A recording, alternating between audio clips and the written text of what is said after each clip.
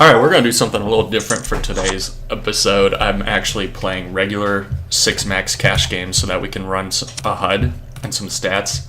Now, real quick,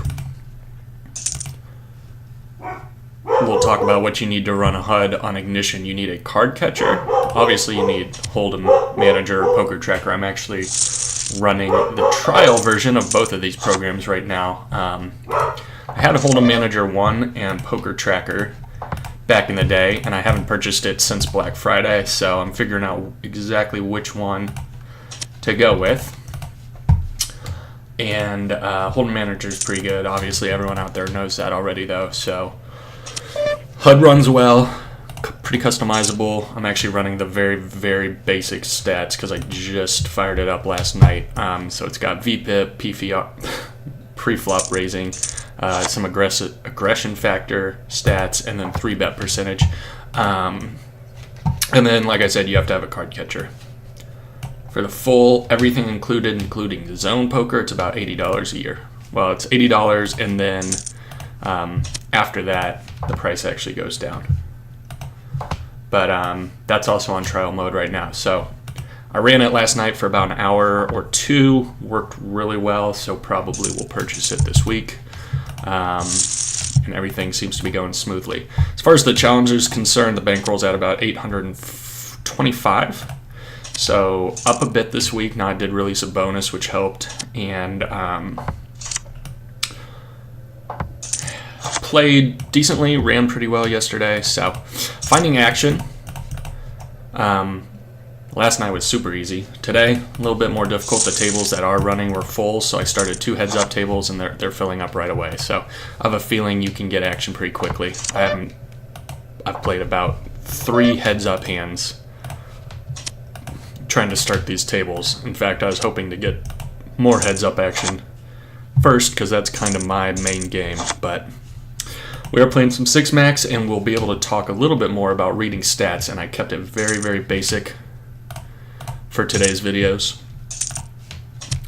and then over time we'll add some more stats, particularly some post-flop stuff. But right now we're looking at and kind of coming to some generalizations about players from their pre-flop tendencies, and you can actually gather a ton of information about that. Now, sample size is very important, and we won't know for a while until we have maybe a couple hundred hands. Or even, you can come to some generalizations pretty quickly.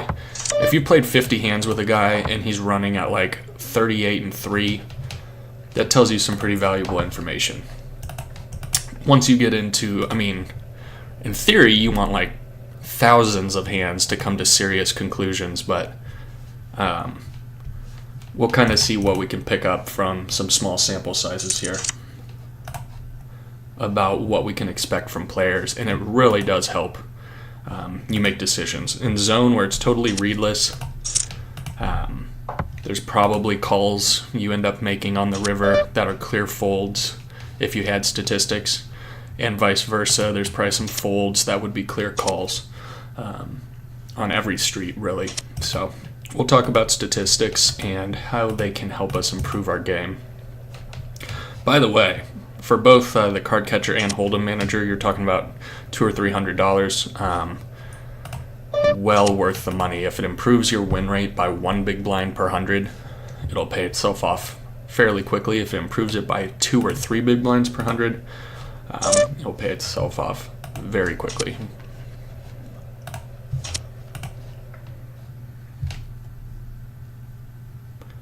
Might be a slightly longer video today too, because we do want to get a decent sample size of hands to start to see some trends develop. I will admit it's not nearly as action-packed as zone and speed poker, where you can fold and move on to the next hand, even for tabling. I did find last night it's a little more tedious, but obviously a very good spot. Anybody who tells you poker is dead has not been playing in these games. Pretty much every single table had multiple massive massive fish as far as their pre-flop tendencies last night, so we'll see if that holds today. Like I said, when your sample's below 10 hands, it means almost nothing.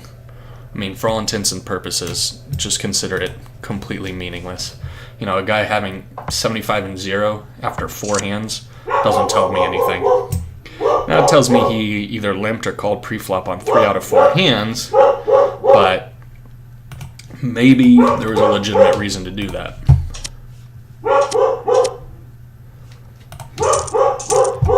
So down here we raised under the gun, king, queen offsuit, pretty standard. And then got a call from the big blind, or the button and the big blind. Flop top pair, we'll bet about, this is a little less than 3/4 of the pot. I really want to target this guy. I'd be fine getting it all in with him.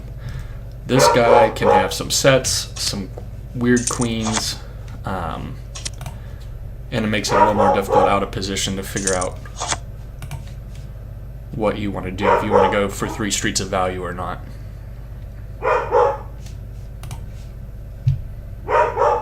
And we get 2 folds. Pocket kings, starting off the session with a couple decent hands here.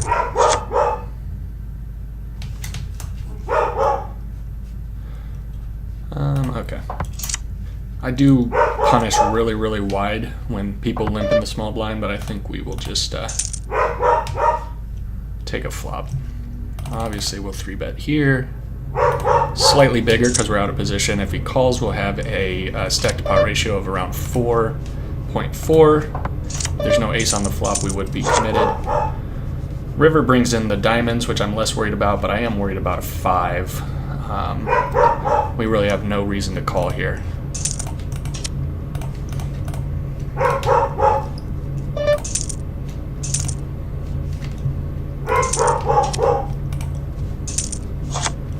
Ace queen suited on the buttons, pretty strong. We'll be 3-betting it at a 5-handed table, assuming it doesn't go like open 3-bet. If it goes open 3-bet, I'd actually consider folding.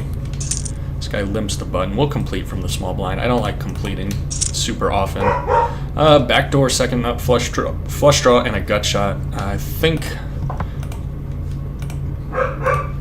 you can argue for leading there if you want to go for try and steal something, but Call. Alright, we'll give it up. Jack. Nope. This one I'm going to check back. We usually have the best hand anyway. Okay, so this guy's stack. I actually want these guys to stay in the pot. I don't want to get 3-bet by either of these guys. Like a limp re-raise here, blowing us off 4s would be a disaster. We do flop a set 4 ways. So hopefully one of these guys has a queen, especially one of these guys. Given the drawing nature of the board, I'm going to put in a small raise to try and build the pot up a little bit and see if he'll spaz a queen. Now, it does suck when he bets $1 and then just folds. Sometimes they'll jam it in there with a flush draw, open-ended straight draw, any queen, especially with that stack size. You can just call. You don't have to worry too much. I mean, when they have the flush draw, you're still well committed, especially if it gets there on the turn. You've still got outs if they happen to have it. So we are going to, I'm going to squeeze here, and we are going to bet, excuse me, wow, half the pot, and be committed on any river. The only thing that got there is 2-5, and we will just put them all in. So our squeeze gets called by the initial raiser. I can start to develop a sense of where we're at in the hand. It seems unlikely. What's going on here? We will. Oh, wow, that was a really small 4-bet. I did not mean to 4-bet that small. We are calling it off. We're 5-handed, ace-king suited. So this guy called, and then after another call, this makes no sense.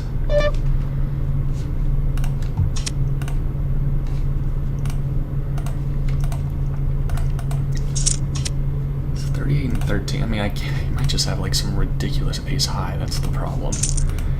And now, like, he would have to call it off. What is he doing? All right, well, we'll fold. I want to see what happens here. That is such a insane play. And here, obviously, we're getting it in happily. If he has pocket 8s, 6s, or 2s, that sucks. I don't think he'd 3-bet 2s or 6s super often.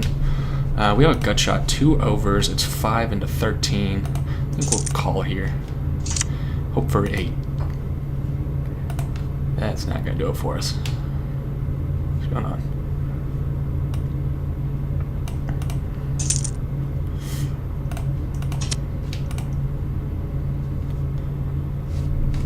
If we lose this hand, the most likely one is a weird slow played aces due to the SPR, or pocket 8s that decided maybe he doesn't have a king, floated, and got there on the turn, which I've been seeing a lot of lately, but we're pretty committed on the flop. Now we're obviously completely committed. There's a 0% chance we can fold. King queen would be sweet. King jack suited would be sweet. Don't think he would ever have 9-10. Pocket 7s, maybe. But I have a feeling we'll win this hand at showdown against kings or queens or jacks, or king queen. The fact that he didn't snap call tells me it's probably a jacks queens situation. Given his stack size, he has no option but to call it off. You can't put like 80% of your stack in and then fold. It had to be like jacks or queens, I assume. Hopefully it'll show us his hand sometimes. Come on. Hey, he had king queen, so he 3-bet king queen, called. So my accidental tiny, was that the hand I did a tiny 4-bet with? It is, so that worked out on accident. And we'll call 25. We'll complete the small blind here. Really flop nothing. And I'm going to take a quick break here after this hand.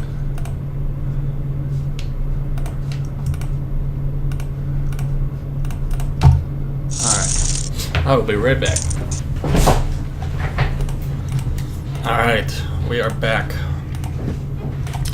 So, down a little bit, tiny amount on these 3 tables. Haven't had anything too crazy happen. That jack king hand, you could probably maybe fold.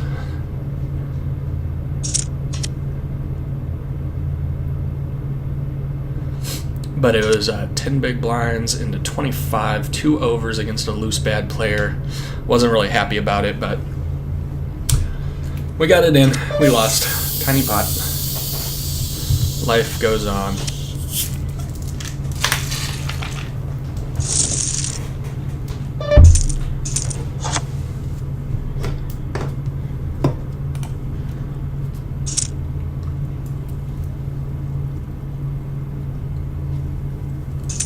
And then this ace-king hand.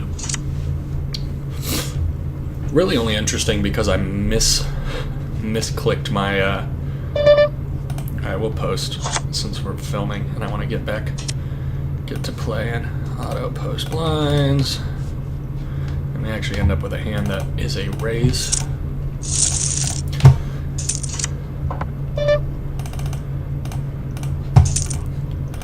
This guy snapped pre and then snap check flop, snap check turn, 36 and 0 after 14 hands. Small sample size, but that does tell me something about him not being that good. We will value bet the river here. I expect him to have ace high most of the time, but sometimes call it off with a worse, like 7, pocket 6s, something very, very strange. And it looks like he's going to show us pocket 9s. So in that wheelhouse, 6-7 from the button will pop up. 22-22, 0 3-bet. 20-10. These sample sizes are still probably way too small for us to put much meaning in. But when I see a guy who's, so this guy's 6 and 0. It's only 16 hands, but 6 and 0. Never raises pre. Well, he just made it 12 and 0. He doubled it by calling once, which kind of shows you what I'm talking about, the problem with small sample sizes. But not very aggressive. But he totally changed his stats in one hand there, so. But, even though it's a small sample size, I would give this guy credit for playing a little, probably way too tight, or at least being a tight player. And I would give, a guy like this at least some semblance of being a little bit aggro if I had to just take wild guesses. So this guy that I was just talking about how tight he is actually opens under the gun, gets 3-bet by the loose guy. We have pocket eights, and unfortunately not going to be able to set mine because this tight player here. They're making it really tempting. That makes it easy because of that tight player behind me. So I opened 7-8. I got 3-bet by him. We can give it up.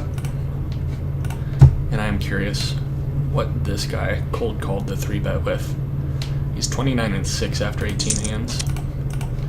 So he hasn't so far been playing a very profitable style. And now he's going to, it's 12 more. He's already put in 6. He's getting almost 4 to 1. And he's like, what should I do?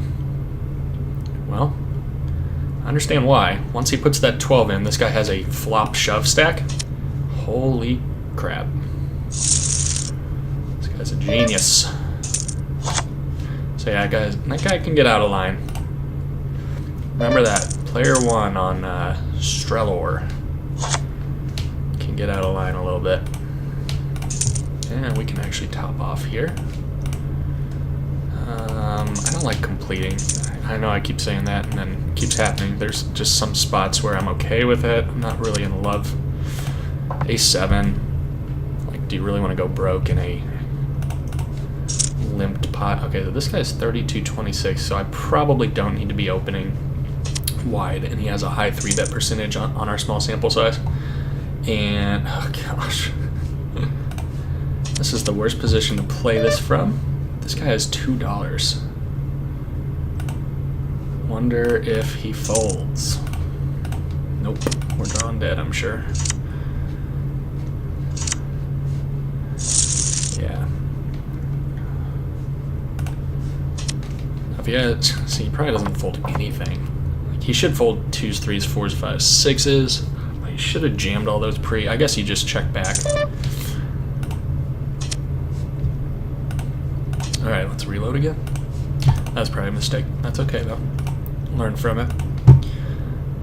So this one, I'm tempted to call even the $2 because it goes, you're getting 3 to 1, really like 4 to 1. It's just hard to play post-flop. Your most likely hand is going to be one pair with a relatively good but really not that good kicker. It runs into reverse implied odds issues pretty frequently. Right now I'm just kind of still thinking about the, okay, 36-7, I'm on the button. I'm not going to isolate with that hand, though I do like to isolate wide against some of these weaker players. 6-7 will pop up. He's got a full stack. So I would not have raised 7-8 if I'd been paying more attention. I had the loose guy behind me, and I had a guy who was on this table, I think. Whichever table it was on, with a $2 stack.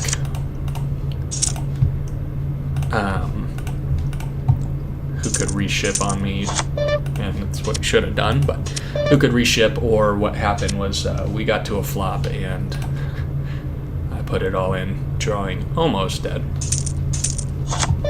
for 4 big blinds. Now, if a player's bad enough to sit down with 350, call half of it pre, they might be bad enough to fold post-flop. So I think it works some portion of the time.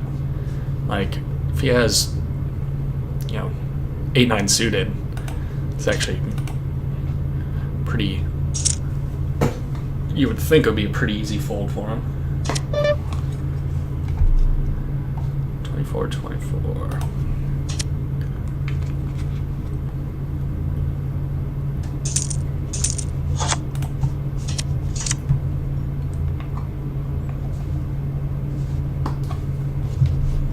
Tight guy in the big blind, we will try to steal.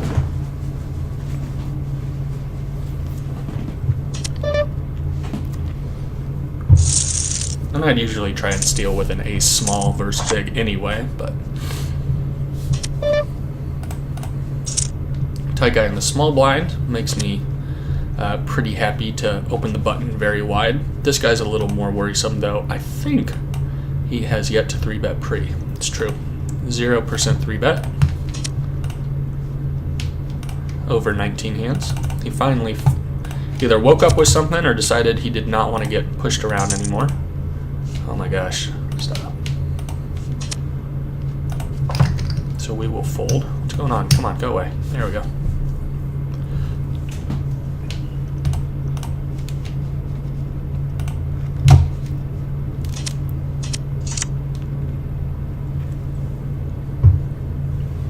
Little KJ under the gun. So this guy plays pretty tight, but his 3-bet percentage is fairly high. We will still fold out of position.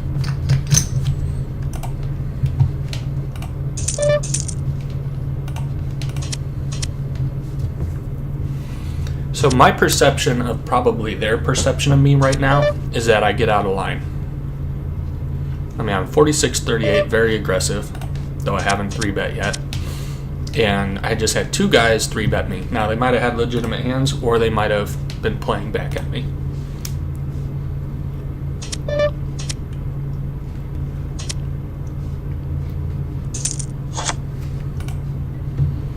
Okay. We will try and isolate with position on this guy. Again, no real sample size yet, but he has been playing 50 and 0. So he's played 14 hands. Over 2 rotations, he's played 50% of his hands voluntarily. He's raised 0 of them. And I'd like to get, what's this? Disconnection? Yep.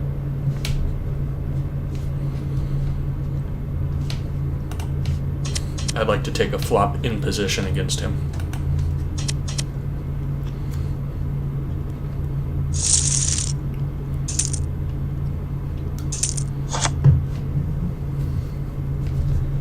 Tight player right here. Loose, small sample size, but loose, small stack here. Even if he had not opened, I probably would not open 7-10. Alright, we picked up a free 50 cents because this guy limp folded.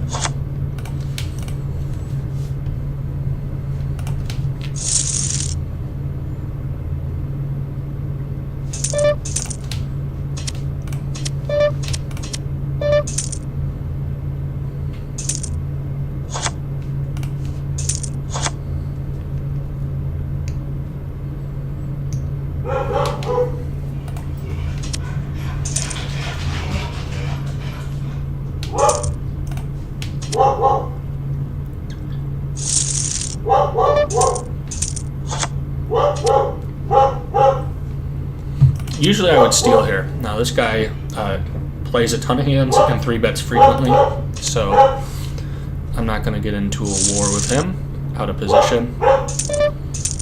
And we are playing heads up now against him, which is probably a very good spot for us. Hopefully this guy stays seated out. And he doesn't want to play heads up. Dang it. Alright.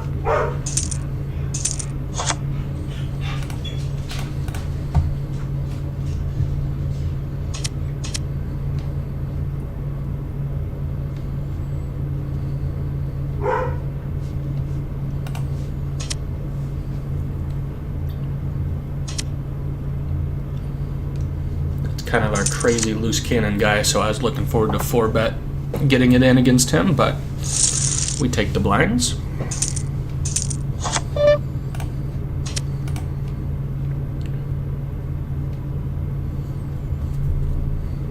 $34-0. Hey, finally raised.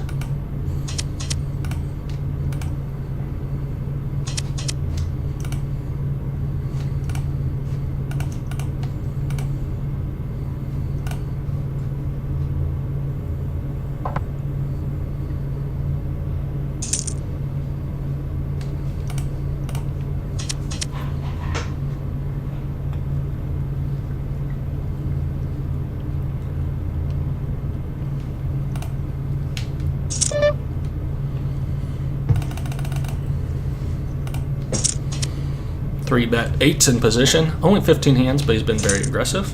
Hey, we're getting some heads-up action, it looks like.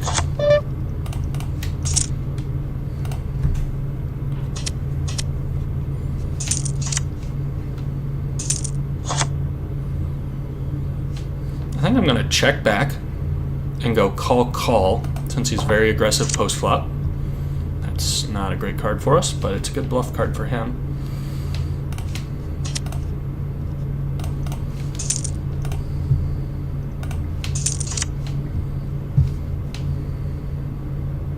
He check calls, which is kind of weird. This is really nitty, but I don't want to get check raised. I'm going to check back. Wow. Nice.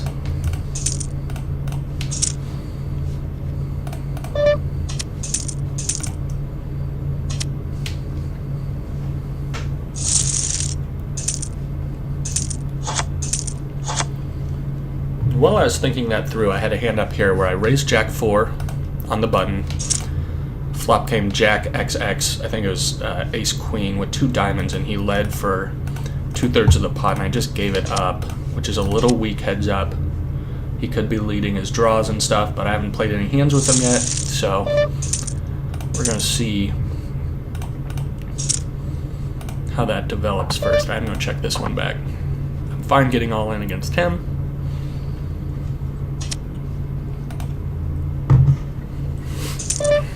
Oh boy, what have I done?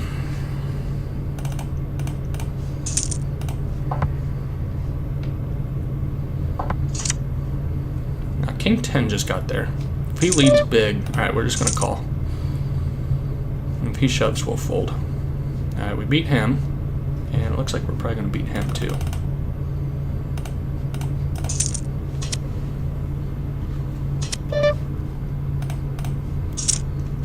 That check worked out.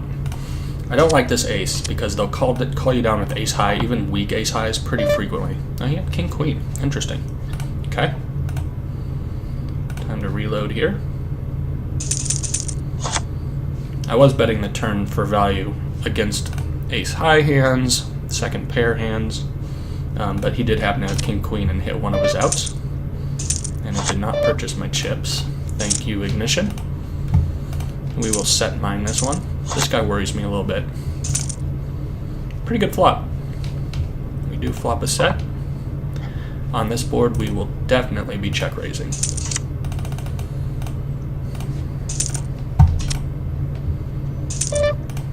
And I will call down here. Jack's not great. King's not great either.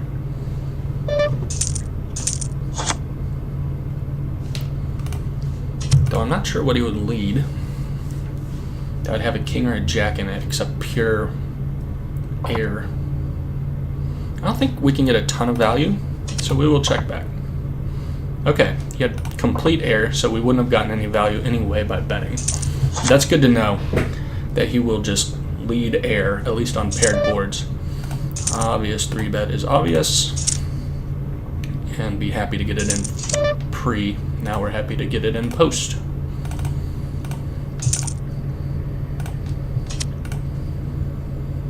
Backdoor straight, backdoor flush it. His most likely hand is 9-10 if he has the best hand. Usually he'll have nothing. And we take it down.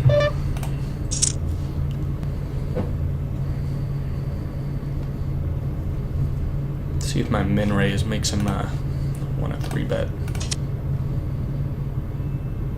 He flat calls.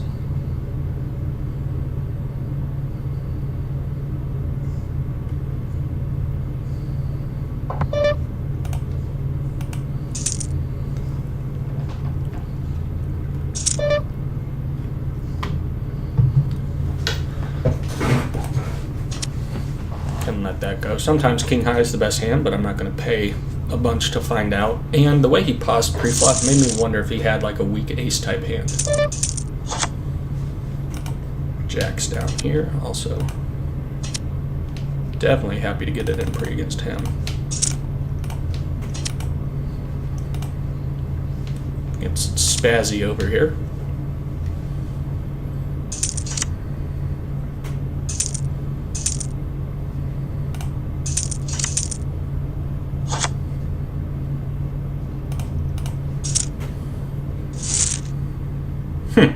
Hit his little gut shot there.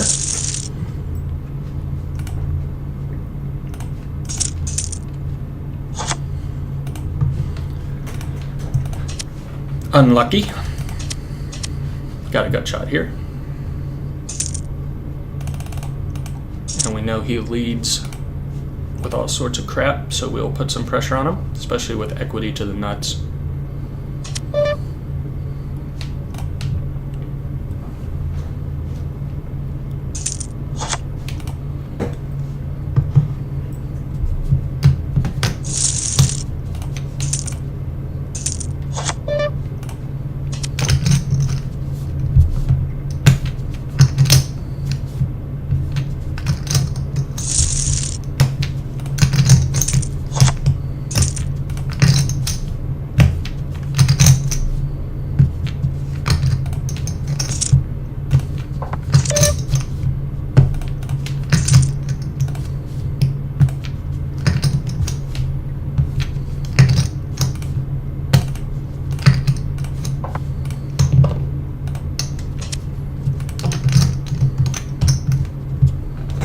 I think I will call down.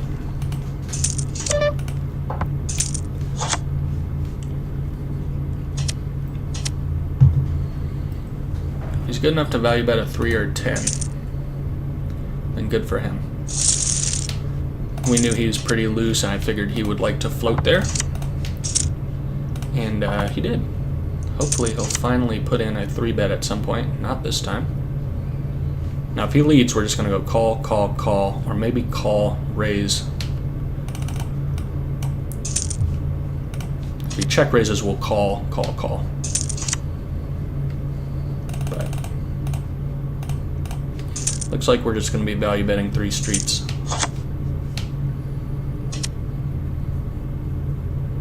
Or not.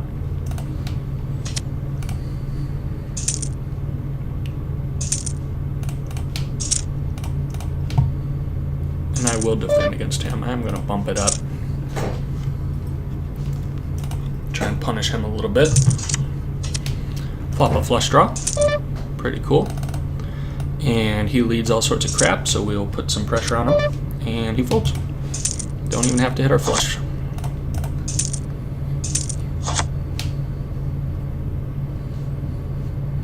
With him calling, I was going to fold anyway, but with him calling, it's a very clear fold now. I'm not going to mess with him. You could 3-bet it, you could call. I'm just going to play pretty straightforward.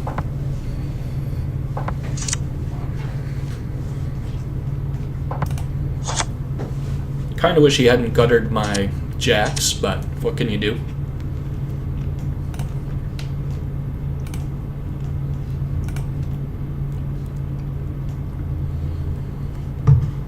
This hand plays good multi-ways, so I am going to complete.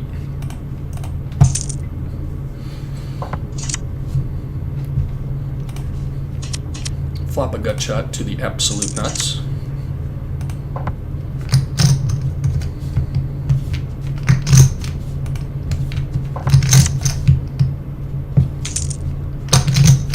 I think we will peel one off here with him. Now the implied odds aren't very good against this guy, but with him, I think we'll peel one off and pray for a 6.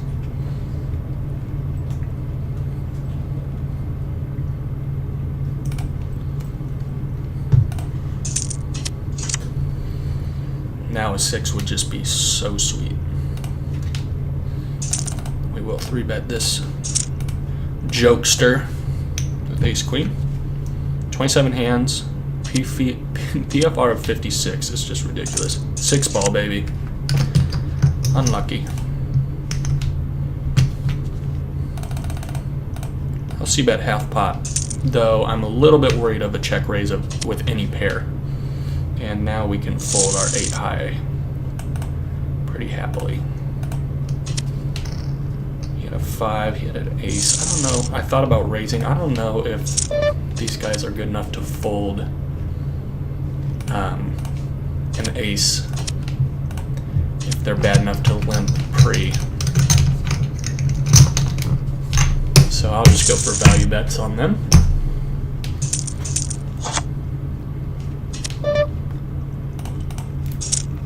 Queen 10 is a clear button raise. We got fish cake over here. 61 and 17. Never seen a hand he didn't want to play from the small blind, except this one.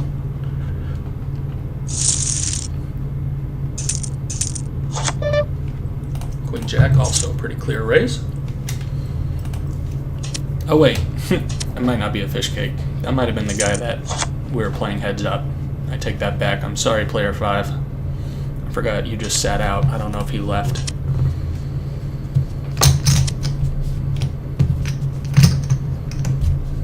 And we will be isolating pre against the fishy fish over here, 64 and 27. Obviously getting it all in pre against this guy, 10 big blinds. 40 and 7 over 48 hands. When he calls, we'll literally be shoving any flop. Hey, we're in good. Brick. And we win. Pick up a little pot.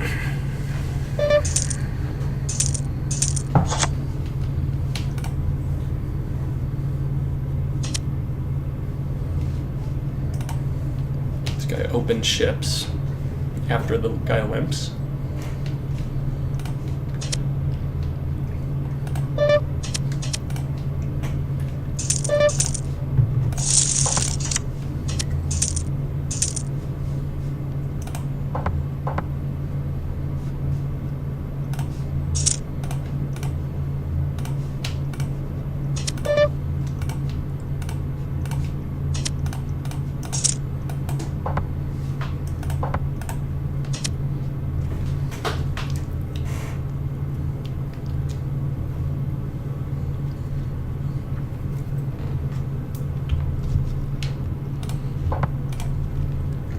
Flop 2 pair. Can't ask for much more than that.